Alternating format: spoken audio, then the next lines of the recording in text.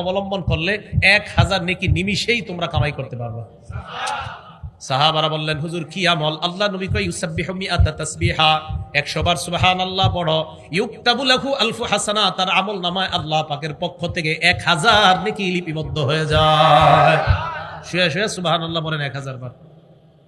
এবার আল্লাহ নবী বলেন, যদি তোমার 1000 নেকি লেখা না হয় তোমার জীবন থেকে, ইয়াদউ আনহু অথবা ইউহাত্তু আনহু আলফু খতিআত, তোমার জীবন থেকে 1000 গুনাহ ঝরে পড়ে মুছে যায়।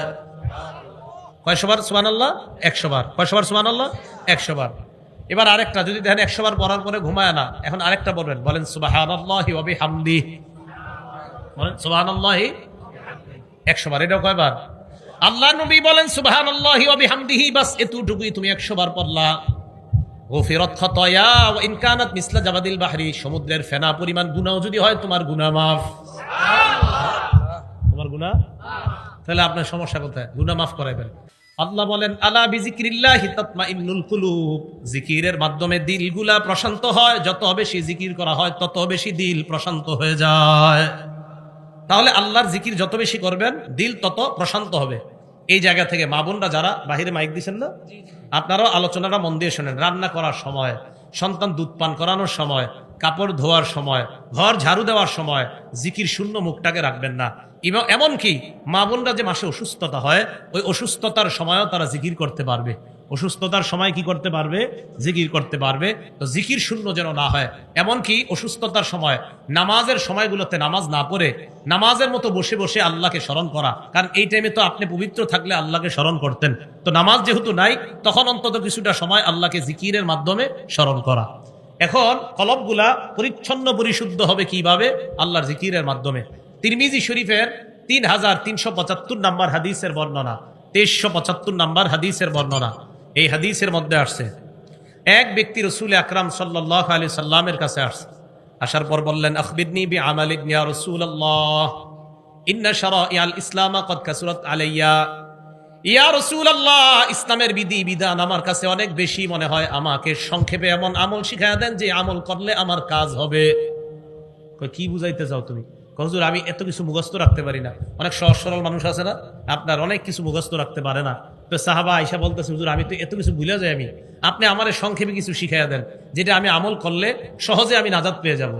নবীজি বললেন, শোনো, লা ইয়াজালু লিসানুকা রাতবাম মিন যিকরিল্লাহ, সদা সর্বদা তোমার জিহ্বাটা যেন আল্লাহর জিকিরে তরু তাজা হয়ে যায়, আশা করা যায় তুমি নাজাত পেয়ে যাইবা। জিকির, এই জিকিরের মাধ্যমে তোমার জিহ্বাটা যেন তরু তাজা হয়ে যায়, আশা করা যায় নাজাত পেয়ে যাবে। ভাই এই আমলটা একটা কথাই লিখে রাখেন না, যে জিহ্বা সদা সর্বদা আল্লাহর জিকিরে ভিজা থাকা, তরু তাজা থাকা। অনেকে বলে পান না খাইলে আমার জিহ্বা শুকায় যায়। রাসূল বললেন জিকির করলে জিহ্বা ভিজা হয়ে যায়। যখন পান খাইতে মন চাইবে জিকির করবেন। হ্যাঁ, আমি পান না খাইতে নিষেধ করি নাই, যাদের অভ্যাস তো খাই পান। তো বুঝাইতে চাইলাম আপনার, যে আপনি অনেকে বলে আর কি কয়, আর জানি কি কি বলে এরা, যে এটা না খেলে আমার গলা শুকায় যায়, বিড়ি না খেলে আমার দিন যায় না। অথচ রাসূল আকরাম সাল্লাল্লাহু আলাইহি সাল্লাম বলেন তোমার জিহ্বা যেন জিকিরের মাধ্যমে তরুতাজা থাকে। এই হাদিস গবেষণা করলে এটাই বোঝা যায় যে যত বেশি জিকির করবে তার জিহ্বা তত সজীব থাকবে, তত তাজা থাকবে। আর ওই তাজাওয়ালা জিহ্বাওয়ালা যখন কবরে যাবে অবশ্যই তত দ্রুত জান্নাতে ঢুকবে। লা ইয়াজালু লিসান। তিরমিজি শরীফের 3376 নাম্বার হাদিস, মানে আগের হাদিসের পরের হাদিস। এই হাদিসের মধ্যে আসছে, সুইলা রাসূলুল্লাহ সাল্লাল্লাহু আলাইহি ওয়াসাল্লাম আইয়ুল ইবাদি আফজালু ইয়াউমাল কিয়ামাতি দারাজাতান ইনদাল্লাহি ইয়াউমাল কিয়ামাহ। নবীজিকে প্রশ্ন করা হলো, আইয়ুল ইবাদি আফজালু দারাজাতান ইনদাল্লাহি ইয়াউমাল কিয়ামাহ, কিয়ামতের ময়দানে আল্লাহর কাছে মর্যাদায় কোন ব্যক্তিটা সবচেয়ে বেশি মর্যাদার অধিকারী হবে আপনার কাছে জানতে চাই। নবীজি জবাব দিলেন, কিয়ামতের ময়দানে আল্লাহর কাছে সবচেয়ে মর্যাদাবান বান্দা বান্দি হবে আয-যাকিরুনাল্লাহ কাসীরান ওয়াজ-যাকিরাত, যে নারী পুরুষ যত বেশি তাদের জিহ্বাটা আল্লাহর জিকিরে তরু তাজা রাখবে, কিয়ামতের ময়দানে আল্লাহর কাছে তাদের মর্যাদা তত বেশি হয়ে যাবে। যে যত বেশি জিকির করবে নারী পুরুষ, কিয়ামতের ময়দানে আল্লাহর কাছে তাদের মর্যাদা তত বেশি হবে। তিরমিজি শরীফের 3377 নাম্বার হাদিসের বর্ণনা। এই হাদিসের মধ্যে আসছে, রাসূল আকরাম সাল্লাল্লাহু আলাইহি সাল্লাম বলেন, আমি কি তোমাদেরকে এমন একটা কথা আমল শিখাবো না যে আমলটা করলে আজকাহা ইনদা মালিকিকুম, যে আমলটা আল্লাহর কাছে অনেক পবিত্র, তুমি যত বেশি করবা তত বেশি আমলটা আল্লাহর কাছে পবিত্র হবে, আর ওই পবিত্র আমল ওয়ালাকেও আল্লাহ তত বেশি পবিত্র বানায়া দিবেন। কথা কিন্তু শেষ হয়নি। এক আমল দেখেন কয় উপকারিতা, ওয়া আরফাইহা ফি দারাজাতিকুম, আবার এই আমলটা করলে তোমাদের মর্যাদাও বাড়বে, এই আমলটা করলে তোমাদের মর্যাদা বাড়বে, আল্লাহর কাছে অধিক পবিত্রতা অর্জন করতে পারবা। আরো অনেকগুলা বর্ণনা করছে। তো সাহাবারা কয় হুজুর বলেন কি? নবীজি বললেন জিকরুল্লাহ, আল্লাহর জিকির যত বেশি করবা তত বেশি পবিত্র হয়ে যাইবা, কিয়ামতের ময়দানে তোমার তত বেশি মর্যাদা হবে আল্লাহর কাছে। তাহলে যত বেশি জিকির করব তত বেশি মর্যাদা হবে। নবীজির এক সাহাবা এই হাদিসের শেষে বলেন যে আমার জানা মতে জিকিরের চাইতে এত বেশি নাজাত দানকারী আমল আর আছে কিনা ফরজের পর আমার জানা নাই যে জিকির একটা মানুষকে কতটা বেশি নাজাত দান করবে। এই জন্য জিকিরের মাধ্যমে কলবটা প্রশান্তময় হৃদয় বানানোর চেষ্টা করা। আল্লাহ আমাদেরকে তৌফিক দান করেন।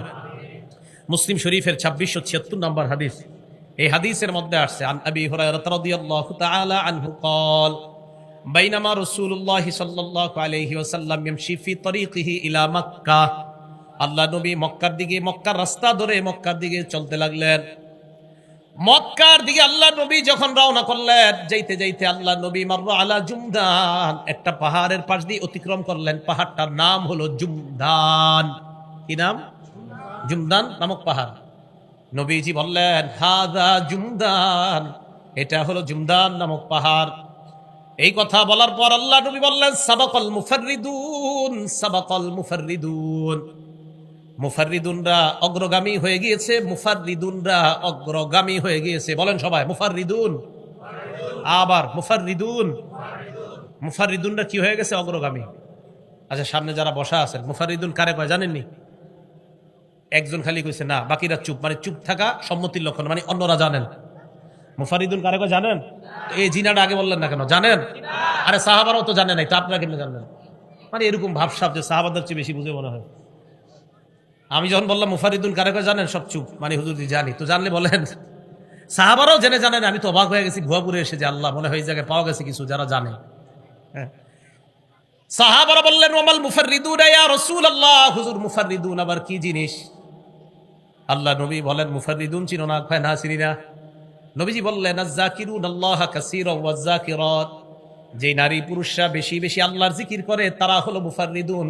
তারা কিয়ামতের ময়দানে সবার আগে আগে জান্নাতের দিকে রওনা করবে। সুবহানাল্লাহ। মনে থাকবে না আজকে থেকে। নাম কি? মুফাররিদুন। তো যারা বেশি জিকির করে নারী পুরুষ তাদের নাম কি? এবার আরেকটা শিখেন, বলেন মুফরিদুন। আগেরটা কি শিখছেন? মুফাররিদুন, আর এটা মুফরিদুন। আবার বলেন আগেরটা কি? মুফাররিদুন, আর এটা মুফরিদুন। মানে হালকা পাতলা যারা। এই জায়গায় চিকুন আছেন কারা কারা? হাত তুলেন তো। আচ্ছা, হাত নামান। ঠিক আছে। তিরমিজি শরীফের 3596 নম্বর হাদিসে আসছে ক্বালা রাসূলুল্লাহ সাল্লাল্লাহু আলাইহি ওয়াসাল্লাম সাবাকাল মুফরিদুনা, হালকা পাতলা মানুষরা অগ্রগামী হয়ে জান্নাতের দিকে রওনা করছে। মানে কি আপনারা যারা হাত তুলছেন তারা? হ্যাঁ, চিকুন আপনিও না? বলে হাদিসে কি এটাই আসছে? সাহাবারা বললেন ইয়া রাসূলুল্লাহ, হালকা পাতলারা অগ্রগামী হয়ে গিয়েছে, ব্যাপারটা একটু বুঝায় দেন। নবীজি বললেন মুফরিদুন, হালকা পাতলা মানে হলো আল মুস্তাহতারুনা বিজিক্রিল্লাহ, যারা বেশি বেশি আল্লাহর জিকির করে তারা হলো হালকা পাতলা। সুবহানাল্লাহ। মানে কিসের হালকা পাতলা? ইয়াদউ আনহুম যিকরু আসকালাহুম, জিকির তাদের পাপের বোঝাগুলা থেকে তাদেরকে হালকা বানায় দেয়।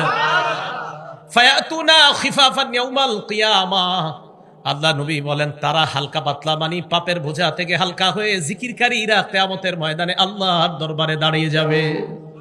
তাহলে এই হালকা পাতলা মানে আপনাদের মাঝে গুস্ত যার কম তার না কিন্তু। হ্যাঁ, তাহলে হালকা পাতলা মানে জিকির করতে করতে যাদের পাপের বোঝাগুলো হালকা হয়ে গেছে, এই হালকা পাতলা। যাই হোক, যে হালকা পাতলারা হাত তুলছেন আপনারা সহ আমাদের সবাইরই আল্লাহ জান্নাতি বানায় দেন।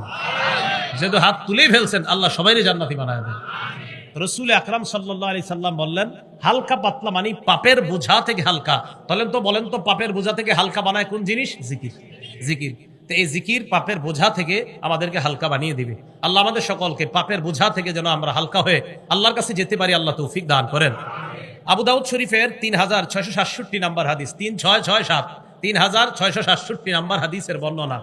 এই হাদিসের মধ্যে আসছে ক্বালা রাসূলুল্লাহ সাল্লাল্লাহু আলাইহি ওয়াসাল্লাম আল্লাহ নবী বলেন লা আন আকুদা মা কওমিন ইয়াজকুরুনাল্লাহ, নবীজি বলেন মিন তুলুইল ফাজরি ইলা আন তাতলু আশ-শামসু অথবা মিন সালাতিল গাদাতি মিন সালাতিল ফাজরি ইলা আন তাতলু আশ-শামস, ফজরের নামাজের পর থেকে সূর্য ওঠার আগ পর্যন্ত যারা জিকির করে তাদের সাথে আমি নবী বসে থাকা খায়রুন অথবা আহাব্বু ইলাইয়া মিম্মা তালাত আলাইহিস শামস, আরেক বর্ণনায় আহাব্বু ইলাইয়া মিন আন উতিকা আরবাআতাম মিন বুলদি ইসমাঈল।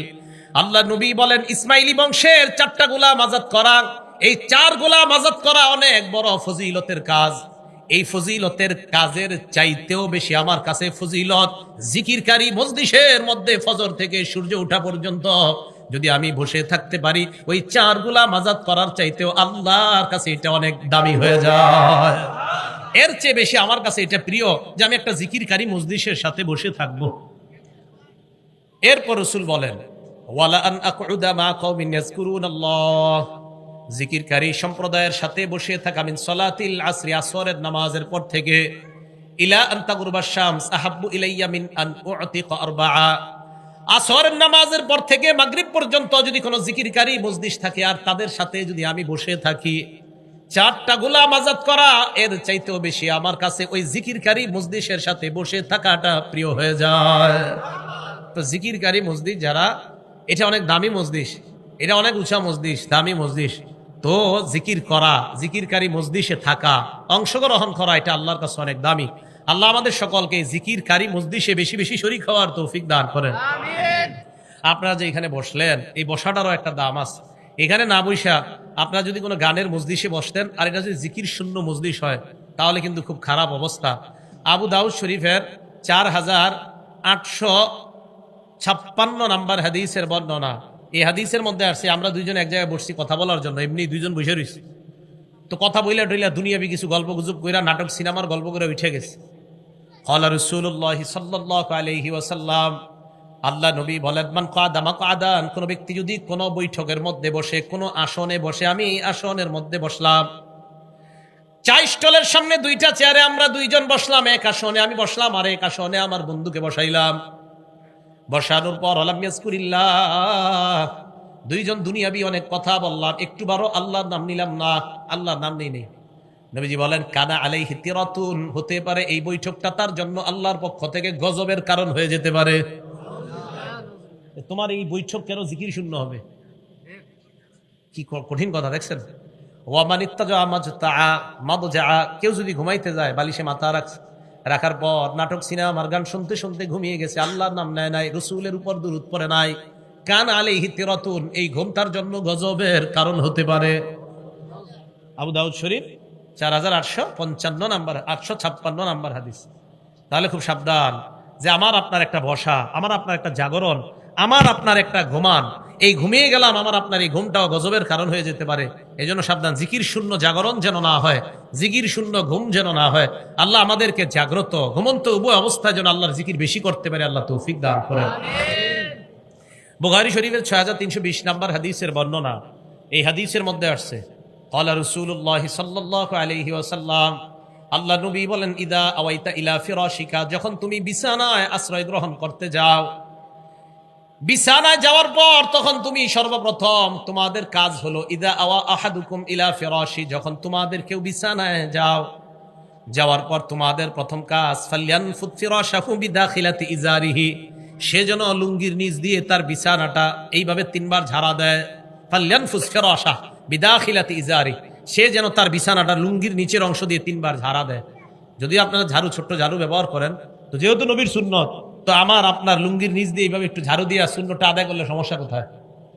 নবী সাল্লাল্লাহু আলাইহি সাল্লাম বলেন ফাইন্নাহু লা ইয়াদরি, কেননা সে জানে না, আমার উম্মত জানে না, মা খালফাকু আলাইহি, তার অগোচরে বিছানায় কোনো বিষাক্ত কিছু থাকতে পারে, তাই সে যেন ঝাড়ু দিয়ে নেয়। দেখেন নবী তার উম্মতকে কতটা ভালোবাসে যে ঘুমাইতে গেলে আমার উম্মত যেন কোনো বিপদে না পড়ে, এই জন্য সতর্কতামূলক আমাদেরকে জানায় দিলেন উম্মত বিছানায় যাইবা, ঘুমানোর আগে বিছানাটা ভালোভাবে ঝেড়ে নিবা, যেন কোনো সাপ বিচ্ছু তোমাকে দংশন করতে না পারে।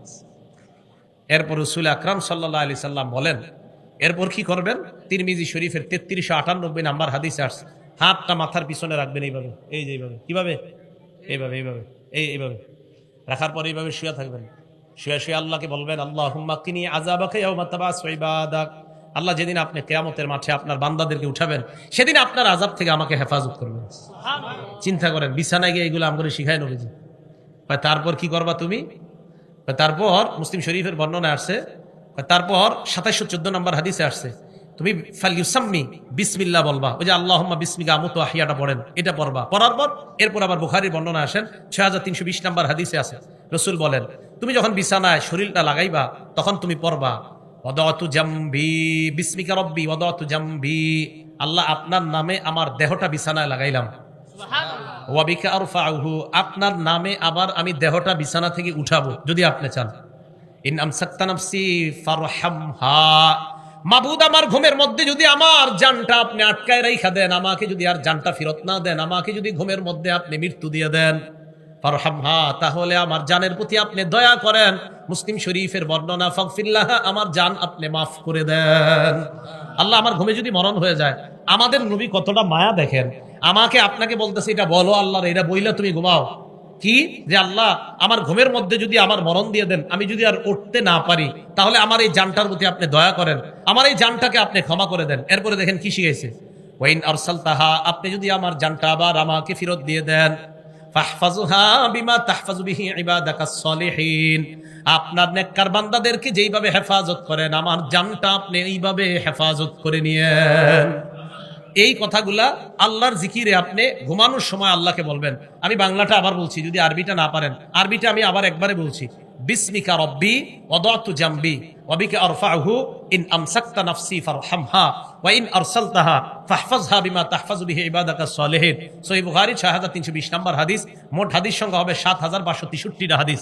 এই হাদিসের কিতাবের মধ্যে আসছে যে রাসূল সাল্লাল্লাহু আলাইহি সাল্লাম এইভাবে আমাদেরকে শোয়ার পর আমরা যেন এইভাবে আল্লাহর কাছে দোয়া করি, তাহলে আমার ঘুমটাও হয়ে গেল আল্লাহর জিকিরের সাথে, আর আমার জাগরণটাও যে বললাম, আমরা দুইজন একসাথে বসলাম, বসার পর আমাদের কিছু আলোচনায় যেন অবশ্যই আল্লাহর জিকির থাকে, রাসূল সাল্লাল্লাহু আলাইহি সাল্লামের উপর দুরূদ ইত্যাদি এগুলা থাকে। তাই তো আলোচক যারা আলোচনা শুরু করে কিভাবে, নাহমাদুহু ওয়া নুসাল্লি আলা রাসূলিল কারীম, প্রথমে আল্লাহর প্রশংসা করে, এরপর নবীর উপর দুরূদ পড়ে, ঠিক না? কারণ মসজিদ যেন জিকির শূন্য না হয়। এখন যে কথাটা বলবো, অনেকের মনে খারাপ লাগতে পারে, কষ্ট লাগতে পারে, বাকি গার্জিয়ানরা সাবধান হয়ে যাবেন, সন্তানদেরকে এই মসজিদ থেকে দূরে রাখেন। কি দেখেন, আবু দাউদ শরীফের 4855 নম্বর হাদিস, এই হাদিসে আসছে, ক্বালা রাসূলুল্লাহ সাল্লাল্লাহু আলাইহি ওয়াসাল্লাম, আল্লাহ নবী বলেন, মা মিন কওমিন ইয়াকুমুনা মিন মাজলিসিন লাম ইয়াযকুরুল্লাহ, কোন সম্প্রদায় এমন কোন মসজিদ থেকে উঠলো যে মসজিদের মধ্যে আল্লাহর নাম নেয় না। গানের কনসার্টে গেলেন, 2 ঘন্টা গান শুনলেন, 1 ঘন্টা গানের মজলিসে ছিলেন, গান শুনছেন, আধা ঘন্টা গান শুনছেন, 1 ঘন্টা গান শুনছেন, শুনে এবার আইসা পড়ছেন। আল্লাহ নবী বলেন, মা মিন কওমিন ইয়াকুনুনা মিন মাজলিসিন, কোন সম্প্রদায় এমন কোন মসজিদ থেকে উঠছে, লা ইয়াযকুরুনাল্লাহ, যে মসজিদে আল্লাহর নাম নেয় না। আচ্ছা, গায়ে হলুদের অনুষ্ঠান কি দেশ গ্রামে হয়? এইসব এলাকাতেও হয়? আমি তো ভাবছি শুধু ঢাকাতে হয়। গায়ে হলুদের অনুষ্ঠানে গান বাজায়নি, এরকম বড় বড় বক্স লাগায়? আচ্ছা, গায়ে হলুদে খানা টানার আয়োজন হয়নি? আচ্ছা, খানা কি গোস্ত টোস্ত ইত্যাদি খাওয়ায় না? আচ্ছা, বিয়ে বাড়ির আয়োজন হয়নি? ওই বিয়ের পার্টিতে বউবাতে বড় বড় গান ছাড়ে, ডেকসেট ছাইরা গান বাজায়, এমন আয়োজন হয়নি? নাউজুবিল্লাহ। তাহলে শুনেন, আয়োজনে গিয়ে খাইলেন খাসি, খাইলেন গরু, খাইলেন মুরগি, কিন্তু নবীজি দেখেন কি কয়, আপনারা কি খাইয়ে বেরোইছেন, নবীজি কি কয় দেখেন, গরু খাইছেন না, মুরগি খেয়েছেন। এই জন্য ভালো মানুষ যারা, আপনারা যদি এই সমস্ত দাওয়াতে জানি, চুপচাপ নিচের দিকে তাকায় বসে থাকবেন। গান হইতেছে আশেপাশে, কি করবেন?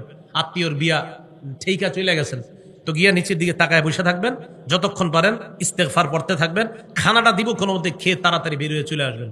রাসূল আকরাম সাল্লাল্লাহু আলাইহি সাল্লাম বলেন, কোন সম্প্রদায় এমন কোন মসজিদ থেকে যদি ওঠে যে মসজিদে আল্লাহর নাম নেওয়া হয় না, আল্লাহর নাফরমানি করা হয়, ইল্লা কামু আন মিসলি জিফাতি হিমার, আল্লাহ নবী বলেন তারা মরা গাধার বুঝন সভা থেকে বের হয়ে আসছে। মরা গাধার বুঝন সবার আয়োজন হয়েছে, ওই আয়োজন থেকে আমার উম্মত বের হয়ে আসছে। তাহলে জিকির শূন্য মসজিদ থেকে যদি বের হন, মরা গাধার বুঝন সভা থেকে আপনি বের হয়ে আসলেন। আল্লাহ আমাদের সকলকে হেফাজত করেন। আপনি শুয়ে রয়েছেন রাতের বেলা, বালিশে মাথা লাগাইছেন, ঘুম আসে না, এই অভিযোগ আসেনি সবার? ঘুম আসে না, ঘুম আসবে কিভাবে? রাত 7টার পরে মোবাইল আর চালায়েন না। ঘুম যদি কালকে থেকে না আসে আমারে জানায়েন, 7টার পরে আর মোবাইল চালায়েন না, এটা আলমারিতে উঠায় রাখেন। এরপরে আপনি দেখেন ঘুম না আসে উপায় আছে কিনা। 7টার পরে আপনি একটু বই দেখবেন, বৈশা বৈশা একটু মনে করেন একটা ভালো কিতাব দেখলেন, হাদিসের কিতাব, কোরআনের কিতাব দেখলেন, ইবলিস আইসা পা টিপবে, ঘুমা ঘুমা ঘুমা। আপনার ঘুম না এসে উপায় নেই। রাতের বেলা আপনি মোবাইল সরায়া দেন, বিছানায় মাথা লাগাইলেন, ঘুম আসে না, আঙ্গুলের কড়া গুনতে থাকেন আর 100 বার পড়েন সুবহানাল্লাহ, পড়েন সুবহানাল্লাহ। আল্লাহ নবী সাহাবাদেরকে বলেন আয়াজিজু আহাদুকুম আইয়াকসিবা, তোমাদের কেউ কি আছো সক্ষম নাকি অক্ষম? সাহাবারা কয় হুজুর কি অক্ষম? আইয়াকসিবা আলফা হাসানা, তোমাদের মধ্যে আয়াজিজু আহাদুকুম, তোমাদের কেউ কি অক্ষম আলফা হাসানা, আইয়াকসিবা আলফা হাসানা, তোমাদের কেউ কি অক্ষম 1000 নেকি কামাই করতে কি কেউ অক্ষম? সাহাবারা কয় হুজুর এটা কি কইলেন আপনি, 1000 নেকি কি কেউ পারবো আমরা কামাই করতে খুব সহজে? নবীজিকে আমি এমন এক সিস্টেম শিখাই দেবো যে সিস্টেম অবলম্বন করলে 1000 নেকি নিমিষেই তোমরা কামাই করতে পারবা। সাহাবারা বললেন হুজুর কি আমল? আল্লাহ নবী কয় ইউসাব্বিহু মিআতা তাসবিহা, 100 বার সুবহানাল্লাহ পড়ো, ইউকতাবু লাহু আলফু হাসানাত, তার আমল নামায় আল্লাহ পাকের পক্ষ থেকে 1000 নেকি লিপিবদ্ধ হয়ে যায়। শুয়ে শুয়ে সুবহানাল্লাহ বলেন 1000 বার। এবার আল্লাহ নবী বলেন যদি তোমার 1000 নেকি লেখা না হয় তোমার জীবন থেকে, অথবা ইউহাত্তু আনহু আলফু খতিআত, তোমার জীবন থেকে 1000 গুনাহ ঝরে পড়ে মুছে যায়। কয়শো বার সুবহানাল্লাহ? 100 বার। কয়শো বার সুবহানাল্লাহ? 100 বার। এবার আরেকটা যদি দেখেন 100 বার পড়ার পরে ঘুমায় না, এখন আরেকটা বলবেন, বলেন সুবহানাল্লাহি ওয়া বিহামদিহি, বলেন সুবহানাল্লাহি 100 বার। এটা কয়বার? আল্লাহ নবী বলেন সুবহানাল্লাহি ওয়া বিহামদিহি, বাস এতটুকুই তুমি 100 বার পড়লা, গফিরাত খাতায়া ওয়া ইন কানাত মিসলা জাবাদিল বাহরি, সমুদ্রের ফেনা পরিমাণ গুনাহ যদি হয় তোমার গুনাহ মাফ। তোমার গুনাহ, তাহলে আপনার সমস্যা কোথায়? গুনাহ মাফ করাইবেন। বাস এবার রাতের বেলা কিছু গুনাহ হয়ে গেছে কালকে গতকালকে মনে করেন, গুনাহ হওয়ার পরে এশার নামাজ পড়ে আপনি মনটা খারাপ, আর এই গুনাহগুলা করলাম, এখন বাস এশার নামাজের পরেও দুই একটা গুনাহ হয়ে গেছে, রাত্রে ঘুমায় রইছেন, এই তাসবিহগুলা পড়ছেন, পড়িয়া টইরা ফজরের সময় উঠছেন, উঠার পর এবার আপনি উজু করবেন, উজু করে তো ফজর নামাজ পড়বেন। তিরমিজি শরীফের 2 নম্বর হাদিস আজকে থেকে মনে রাখবেন, মা বোনরাও সবাই, নারী পুরুষ সবাই। রাসূল আকরাম সাল্লাল্লাহু আলাইহি ওয়াসাল্লাম বলেন ইজা তাওয়াদ্দা আল আব্দুল মুসলিমু আও ইল মুমিনু, কোন মুসলমান যখন উজু করে, কোন মুমিন যখন উজু করে, ফাগাসালা ওয়াজহা, চেহারা যখন ধৌত করে, খরাজা মিন ওয়াজহিহি কুল্লু খাতিআতিন নাযারা ইলাইহা বিআইনাইহি মাআল মাই আও মা আখিরি কতরিল মা। আল্লাহ নবী বলেন আমার কোন মুসলমান উম্মত, কোন মুমিন উম্মত, উম্মতি, কোন নারী পুরুষ যদি উজু করে, উজু করার সময় যখন চেহারা ধৌত করে, চোখ দিয়া যত গুনাহ করছে ওই চেহারার পানিগুলা ঝরে পড়ার শেষ ফোঁটার সাথে তার চোখের গুনাহগুলা ঝরে পড়ে যায়। মন দিয়ে উজু করবেন। কি দিয়ে উজু করতে হবে? হ্যাঁ, মন দিয়ে, যে আমার গুনাহ ঝরে পড়বে। ওয়াইদা গাসালা ইয়াদাইহা, হাত যখন ধৌত করে, খরাজা মিন ইয়াদাইহি কুল্লু খাতিআতিন বাতাশাতহা ইয়াদা, 2 হাত যত গুনাহ করছে পানির শেষ ফোঁটার সাথে সব গুনাহ পড়ে যায়। তাহলে আপনারা এই আমলগুলা মনোযোগ সহকারে করা, খুব মনোযোগ দিয়ে করা। এখন করতে গিয়ে আবার এমন যেন না হয় যে কিছু অংশ শুকায় রয়েছে, তাহলে কিন্তু আবার নামাজ হবে না। দলিল সহিহ বুখারী 60 নম্বর হাদিস, আব্দুল্লাহ ইবনে ওমর রাদিয়াল্লাহু তাআলা আনহুমার বর্ণনা, তিনি বলেন তাখাল্লাফা আন নবী সাল্লাল্লাহু আলাইহি ওয়াসাল্লাম, আল্লাহ নবী আমাদের এক সফরে পিছনে পড়ে গেলেন। সাফারনাহা ফি সাফরাতিন সাফারনাহা, এক সফরে আমরা আল্লাহ নবীর সাথে ছিলাম, ওই সফরের মধ্যে আল্লাহ নবী পিছনে পড়ে গেলেন। তাখাল্লাফা আন নবী সাল্লাল্লাহু আলাইহি ওয়াসাল্লাম ফি সাফরাতিন সাফারনাহা, এক সফরে নবী আমাদের পিছনে পড়ে গেলেন, তো আমরা সামনে। ফাদরাকানা, আল্লাহ নবী আমাদেরকে ধরে ফেললেন, মানে তাড়াতাড়ি আসছে। ওয়াকাদ আরহাকাতনাস সালাহ, আসরের নামাজ চলে যায় অবস্থা, তো আসর তো তাড়াতাড়ি পড়তে হবে। এখন আমরা উজু করতে লাগলাম, নাহনু নাতাওয়াদ্দু, আমরা উজু করতে লাগলাম। ফাজআলনা নামসাহু আলা আরজুলিনা, পাগুলা কোনোমতে ধুইতে লাগলাম। তো ধুইতে গিয়া অনেকের পায়ের এই পিছনের গোছা শুকনা রইছে, তাড়াতাড়ি ফজর পড়তে হইব। আবার আপনারা অনেকে তাকবীরুল্লাহ ধরতে গিয়া পায়ের গোছা ধর না, আরে কোনোমতে হইলে হইছে, তাকবীরুল্লাহ ধরতে হইব। নাদা বিআলা সাউতিহি, পিছন থেকে আল্লাহ নবী জোরে আওয়াজে ডাক দিলেন, এই এই কয়ে ডাক দিলেন। সাহাবারা ঘটনা কি হইছে? নবীজি এত জোরে ডাক দিছে, তো সবাই তাকাইছে, হুজুরজি ওয়াইলুন লিল আকাবি মিনান নার, ওয়াইলুন লিল আকাবি মিনান নার মাররাতাইনি আও সালাসা, 2 বার অথবা 3 বার বললেন। পায়ের গোড়ালির যেই জায়গাগুলো শুকনা, এগুলা জাহান্নামে যাবে, এগুলা জাহান্নামে যাবে। শুকনা জায়গা নিয়ে নামাজ পড়ো, নামাজই তো হবে না, এগুলা জাহান্নামে। তাহলে আমরা ইবাদত করতে গিয়ে যেন ভুল না হয়ে যায়। তো যাই হোক, আমরা জানলাম কি, জাগ্রত ঘুমন্ত জিকির শূন্য যেন আমাদের জবান না হয়। কেন বলেন তো? ওই দিল যেন আমাদের সাফ থাকে, আর ওই দিলকে যদি আমরা তাজা প্রশান্ত হৃদয় বানাইতে চাই, তাহলে জিকিরের বিকল্প নাই। তিরমিজি শরীফের 3590 নাম্বার। বলার আগে আমার সাথে সবাই, উনি আমাকে দেখানোর জন্য না, আমি ওনাকে দেখানোর জন্য না, উনি ওনাকে দেখানোর জন্য না, উনি তাকে না, আপনারা কেউ পাশের জনকে না, আমাকেও না, আমি আপনাদেরকেও দেখানোর জন্য না, একমাত্র আল্লাহকে দেখানোর জন্য একবার সবাই দিল থেকে পড়েন লা ইলাহা ইল্লাল্লাহ।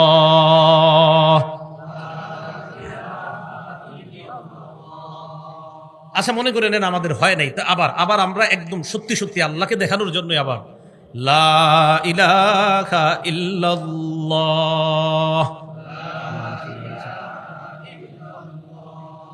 পড়ছেন না সবাই? কাকে দেখাইছেন সবাই? قال رسول الله صلى الله عليه وسلم ما قال عبد الله اله الا الله قد مخلصا الا فتحت له ابواب السماء حتى تفزع الى العرش। আল্লাহ নবী বলেন, কোন বান্দা একবার ইখলাসের সাথে লা ইলাহা ইল্লাল্লাহ যদি পাঠ করে, তারে লা ইলাহা ইল্লাল্লাহ আল্লাহর আরশে যাওয়ার জন্য আসমানের সবগুলা দরজা খুলে দেওয়া হয়। আর কি চান? রাত 2টায় ঘুম ভাঙছে, 3টায় ঘুম ভাঙছে, ঘুম ভাঙার পর আপনার বিবি ঘুমায়, সন্তান ঘুমায়, বিবি ঘুমায়, ছেলে ঘুমায়, মেয়ে ঘুমায়, এলাকার সবাই ঘুমায়। এলাকার নাম জানি কি? দেউলিয়া বাড়ির সবাই ঘুমায়। তো 2টা-3টায় উঠছেন প্রস্তাব করতে বা কিছু, তো ওই টাইমে আপনি চিন্তা করলেন, আল্লাহরে বললেন, আল্লাহ, তিরমিজি শরীফের হাদিসে নবীজি বলছে যে ইখলাসের সাথে লা ইলাহা ইল্লাল্লাহ পড়লে নাকি আকাশের দরজা সব খোলেন। আল্লাহ, এই মুহূর্তে তো আমার সবাই ঘুমায়, আমার ফ্যামিলির সবাই ঘুমায়, আল্লাহ দেউলিয়া বাড়ির সবাই ঘুমাইতেছে, আমি আর তুমি। ওই মুহূর্তে তো আর কাউরে দেখাবেন না আপনি, ওই সময় আপনি বলেন লা ইলাহা ইল্লাল্লাহ। সব ঘুমাইতেছে, অথচ আপনি আসমানের দরজা সব খুলে ফেলছেন। কিভাবে বুঝায়? আর তো লা ইলাহা ইল্লাল্লাহ এটা চালু রাখেন। মা বোনরা রান্না করতেছেন, বাস জবানে চালু রাখেন না, লা ইলাহা ইল্লাল্লাহ চালু রাখেন জবানে, বাস। আর রান্না করতেছেন, এই জিকিরওয়ালা খানা আপনার সন্তানের পেটে যখন যাবে, ইনশাআল্লাহ এই সন্তানই তো হবে এই যুগের আব্দুল্লাহ ইবনে মাসউদের মতো বড় আলেম। এই সন্তানের পেটে এই খাবারই তো নেওয়া দরকার। করবো তো আমল ইনশাআল্লাহ। আরেকটা হাদিস শোনাই, তিরমিজি শরীফের 3592 নাম্বার হাদিস। আগে আমার সাথে বলেন আল্লাহু আকবার কাবীরা, আলহামদুলিল্লাহি হামদান কাসীরা, সুবহানাল্লাহি বুকরাতান ওয়া আসীলা। তিরমিজি শরীফের 3592 নাম্বার হাদিস। আব্দুল্লাহ ইবনে ওমর রাদিয়াল্লাহু তাআলা আনহুমার বর্ণনা, তিনি বলেন, কুন্না নুসাল্লি মা নবী সাল্লাল্লাহু আলাইহি ওয়াসাল্লাম, আমরা আল্লাহ নবীর সাথে সালাত আদায় করছিলাম। ফাকালা রাজুলুম মিনাল কওম আল্লাহু আকবার কাবীরা ওয়ালহামদুলিল্লাহি হামদান কাসীরা ওয়া সুবহানাল্লাহি বুকরাতান ওয়া আসীলা। একজন এটা বলে উঠছে। নবীজি আমাদের দিকে তাকিয়ে বললেন, মানিল কাইলু কালিমাতান কাযা ওয়া কাযা, এই 3টা বাক্য কে বলছে? এক সাহাবা বললেন, আনা হুজুর, আমি কইছি। হুজুর, তুমি বলছো এই 3টা? কাজী আজিব তুলাহা, তোমার এই 3 বাক্য শুনে আমি আশ্চর্য হয়ে গেছি। হুজুর, আপনি আশ্চর্য কেন হয়েছেন? তোমার এই 3 বাক্য বের হওয়ার পর আমি তাকায় দেখলাম আসমানের সব দরজা খোলা হয়ে গেছে, এগুলো আকাশে যাওয়ার জন্য, আরশে যাওয়ার জন্য। তাহলে জিকির শূন্য যেন আমাদের জিহ্বাগুলা না হয়, আমাদের জবান সদা সর্বদা যেন আল্লাহর জিকিরে কাটাইতে পারে, আল্লাহ তৌফিক দান করেন। তো এটা লাভ কি? প্রশান্ত হৃদয় যদি অর্জন করা যায়, এই অর্জন করতে পারলে সূরা ফজরে দেখবেন অনেক হুজুররা ফজরের নামাজে পড়ে, অথবা মাগরিবের নামাজে পড়ে, ফজরের নামাজে পুরোটা পড়ে, আর মাগরিবের নামাজে এই সূরা ফজরের 27 থেকে 30 নম্বর আয়াত পড়ে, ইয়া আইয়াতুহান নাফসুল মুতমাইন্নাহ ইরজিই ইলা রাব্বিকি রাদিয়াতাম মারদিয়া ফাদখুলি ফি ইবাদি ওয়াদখুলি জান্নাতি। এই আয়াতের অর্থ হলো, হে প্রশান্ত হৃদয়ের অধিকারী, ইরজিই ইলা রাব্বিক, তুমি তোমার রবের দিকে প্রত্যাবর্তন করো, রাদিয়াতাম মারদিয়া, সন্তুষ্ট চিত্তে, সন্তুষ্ট ভাজন হয়ে, ফাদখুলি ফি ইবাদি, আমার বান্দাদের অন্তর্ভুক্ত হও, ওয়াদখুলি জান্নাতি, আমার জান্নাতে প্রবেশ করো। সাইদ ইবনে জুবায়ের নবীর সাহাবা, উনি বলেন, আমি এই আয়াতটা নবীজির সামনে পড়লাম। তো নবীজির সাথে আবু বকর সিদ্দিক রাদিয়াল্লাহু তাআলা আনহু বসা। আব্দুল মানসুরের মধ্যে আসছে 8 নম্বর খন্ড 813 নম্বর পৃষ্ঠা, সেখানে আসছে যে আমি এই আয়াতটা নবীর সামনে পড়লাম। পড়ার পর আবু বকর সিদ্দিক বললেন, ইন্না হাদা হাসান, তুমি তো অনেক সুন্দর একটা আয়াত পড়ছো, সুবহানাল্লাহ। নবীজি কয়, আবু বকর, যে আয়াতটা পড়ছে এই আয়াতের মর্মবাণী হলো যে প্রশান্ত হৃদয় ওলাদেরকে ফেরেশতা স্বাগত জানাইতে জানাইতে জান্নাতের দিকে নিয়ে যাবে। শেষ হয় নাই। আবু বকর, জানো আমার আশা, ইন্নাল মালাকা সায়াকুলু লাকা ইনদাল মাউত, ফেরেশতা তোমাকেও মরণের সময় এই বাক্যগুলা বলতে বলতেই তোমাকে নিয়ে যাবে। তাহলে প্রশান্ত হৃদয়ওয়ালাকে জান্নাতের দিকে স্বাগত জানাইতে জানাইতে নিয়ে যাবে। তাহলে কলব এই কলব এটা হলো তাকওয়ার জায়গা, কলব হেদায়েতের জায়গা, কলব ইমানের জায়গা। এই কলব যদি ঠিক থাকে সব ঠিক। কলব কিভাবে ঠিক বানাবো? জিকিরের মাধ্যমে। জিকিরের মাধ্যমে যদি প্রশান্ত হৃদয় অর্জন করতে পারি, ওই প্রশান্ত হৃদয় নিয়ে ইনশাআল্লাহ আল্লাহর জান্নাতের মেহমান হতে পারবো। আল্লাহ আমাদের সকলকে যে কথাগুলা বললাম শুনলাম, কোথায় যান আপনারা? উঠছেন কেন? হ্যাঁ, উঠছেন কেন? পরের আলোচকের আলোচনা ভিডিও করে যাবেন, বসে থাকেন। আর সব জায়গায় দৌড়ে যান কেন? পরের আলোচকের আলোচনা ভিডিও করবেন, এই জায়গায় কেউ আসবেন না এখন। পরের আলোচকের আলোচনা ভিডিও করবেন। আল্লাহ আমাদের সকলকে যা শুনলাম বললাম, খালি যদি ওনার আলোচনার সময় কেউ খোলে আমার খালি তথ্য দিবেন, কালকেই লিখে দিব আমার ভিডিও করা নিষেধ। আল্লাহ সকলকে যা শুনলাম বললাম এর উপর আমল করার তৌফিক দান করেন। আমিন ওয়া আখিরু দাওয়ানা আলহামদুলিল্লাহি রাব্বিল আলামিন। আপনারা কেউ উঠবেন না, যদি আলোচনা শুনে থাকেন তাহলে আল্লাহর জিকিরের মজলিস কি দামি না কম দামি? অনেক দামি না কম দামি? তাহলে অনেক দামি। এটা একটা জিকিরের মজলিস। সহিহ বুখারীর বর্ণনা, পুরা মজলিসটা ফেরেশতারা বেষ্টন করে একজনের কাঁধের উপর আরেকজন, এভাবে আসমান পর্যন্ত গোল আকৃতির একটা সারি এখন আছে, আপনাদেরকে বেষ্টন করে। হ্যাঁ, সহিহ বুখারী 6004, 6007, 6008 সব এই জিকিরের মজলিস সম্পর্কে বুখারী শরীফের। আল্লাহ আমাদের সকলকে যে কথাগুলা বললাম শুনলাম এর উপর আমল করার তৌফিক দান করেন। আমিন ওয়া আখিরু দাওয়ানা আলহামদুলিল্লাহি রাব্বিল আলামিন।